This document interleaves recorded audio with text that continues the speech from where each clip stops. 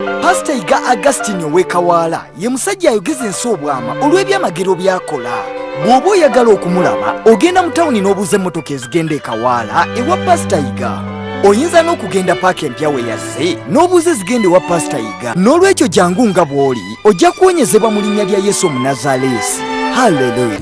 Do you know you might be there complaining about other people or other things, but what's disturbing is coming from somewhere else. That is why everyone, you have to come to Kawaala at Pastor Yiga's church, so you get to know the source of your suffering. Take an example of this lady who came. Why she thought that the one she lent money is the one who resulted into all this trouble. Let's have a look at this lady. What happened, lady? I got an accident in 2002. I spent 6 months in Kalisizo. Came back to my work. But I'm shocked to see that I've started being like this in this time.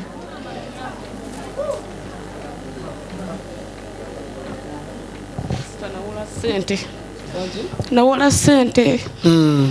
Omukazi olwazipa nagamba togenda kuzirya. Nimugamba ndi I lent someone money and when she gave it back to me, she said I won't enjoy it. When I went outside the gate, she said you won't enjoy it.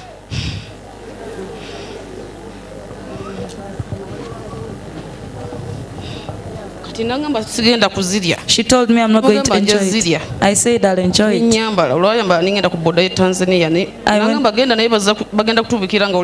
I went to TZ board and she said you'll come back while you're dead.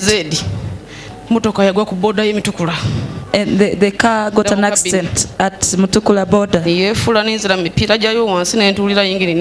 overturned and I went under the tires. It pressed me on my shoulder. I can't carry something heavy. What were you trading? Wrappers, African wear. What's the name? Nambe Jamadina.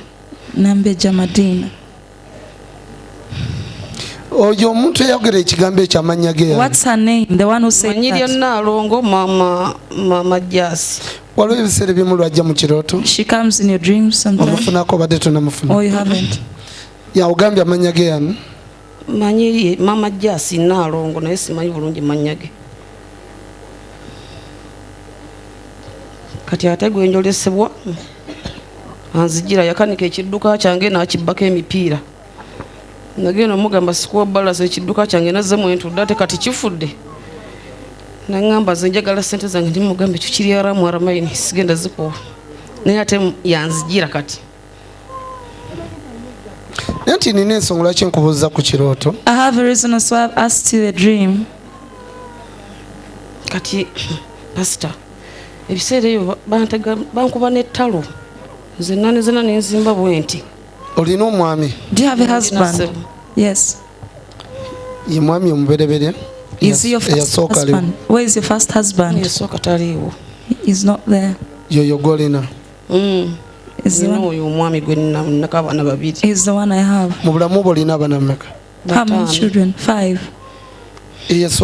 Where is the first? He died. Why? He was a driver of a certain minister and was shot during Connie's war.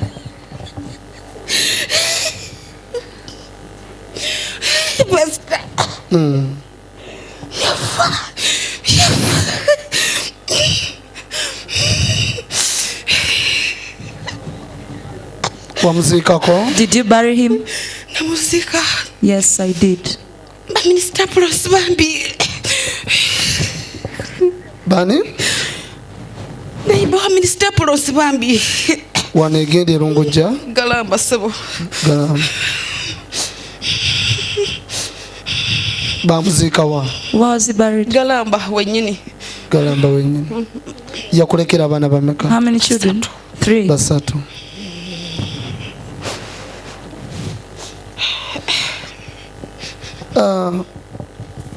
mu bintu yaleka biki? What did he leave? Yaleka ettaka lyokka kubanga twali tusula ku boys quarter. He just left land. We were just renting. Abantu be. Rather, staying in boys' quarters. And his people. Bali na ettaka ly'abaana baalitunda era nalinunulayo nga balooya be baliguze They bajjako balooya. But they sold the children's land. Baani abali balitunze? Senga w'abaana. The paternal auntie of my children had sold their land. Lutalo kyo lwaliwa. What battle was there? Bali lungi nnyo nasindikira n'omuliro tamu y'amazzi neva ku kyoto nesituka nejja mu bbanga She n'enjikira. even sent me fire and the saucepan left its Let fire, us come back. Wanted to burn me. Ntunuulya omanyi lwaki? Do you know why? Amaaso nga buusizza abantu bongambye. I've left the people Naye kutambuza bwenti nga nkubuuza. and I've moved you. Omusajja yasooka aliwa. The first husband. Ne tugenda bwe tutyo. Ate ne nkubuuza bye yaleka biriwo. And I asked you where is what he left. Abantu be baliwa. Where are his people? Tulanga mbadde nina kye njagala. Don't you see there's something I was looking for?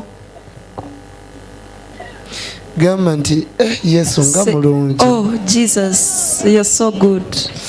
Gwe kyojja olowooza ate Yesu kyatambulirako. What you come thinking is not what he begins with. That lady. Oyo omukyala.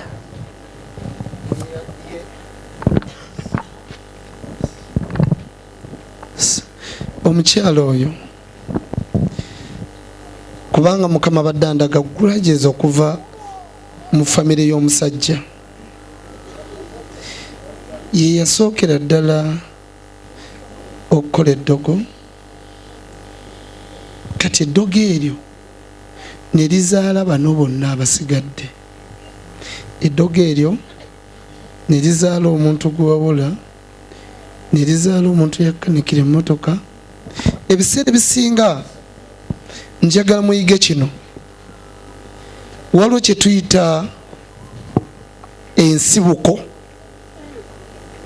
ng'eddogo wazaalibwa nalyo okuva mu lubuto lwa maama kati eddogo dibanga muti omuti gwesimba bwe guti ne guzaala amatabi kati enduli y'omuti eno ly'eddogo ly'owava nalyo mu lubuto lwa maama bwe lijja likulondoola ne likwambaza omwoyo gw'okukyayibwa bwe limala okwambaza omwoyo gw'okukyayibwa ne lijja ne liyingira mu neyibawo n'akuggulako empalana awatali nsonga ate naye n'aloga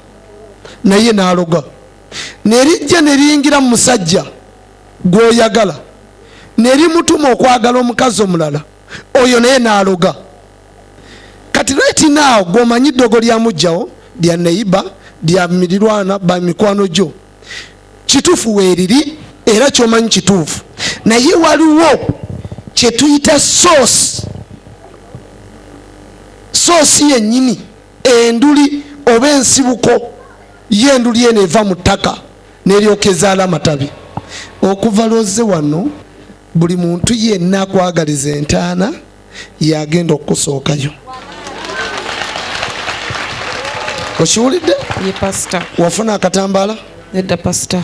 Njagala okozesa akatambaala kano ng'okanyika mu mazzi oganywe ate ng'oganazisa n'amagulu go n'omubiri gwo gwonna buli ekiri mu ggwe kigenda kutabaala buli muntu yenna neeyakusekerera obusekerezi naye kiteekwa omulumba. Amina pastor. Kubira Yesu engalo ez'amaanyi.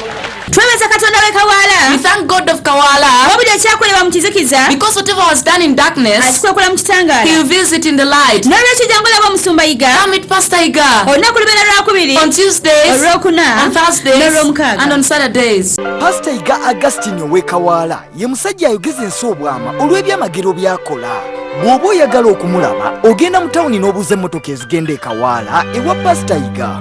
Oyinza n'okugenda paaka empya we yazze n'obuuza ezigenda ewa Pastor Yiga. N'olwekyo jangu nga bw'oli ojja kuwonyezebwa mu linnya lya Yesu Omunnazaaleesi. Haleluya.